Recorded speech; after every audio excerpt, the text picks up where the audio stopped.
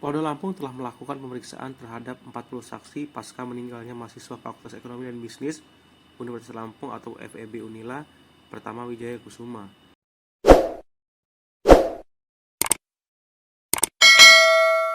Korban pertama meninggal dunia diduga setelah mengikuti pendidikan dasar atau Diksar Mahepel FEB Unila. Kabid Humas Polda Lampung, Kombes Pol Yuni Iswandari Yuyun mengatakan penyidik telah melakukan pemeriksaan terhadap 40 orang saksi dalam kasus tewasnya mahasiswa FEB Unila tersebut. Untuk penanganan kasus mahasiswa Unila, hingga hari ini terupdate saksi-saksi yang sudah diambil keterangan berjumlah 40 orang. Saksinya itu ada beberapa dari senior atau alumni, kemudian dari panitia, juga diambil dari dokter dari rumah sakit di mana almarhum pernah ditangani.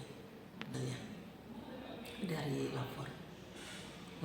Kita masih butuh mengambil keterangan dari saksi-saksi ahli pidana dan juga dari hasil lapor, baru kita bisa menentukan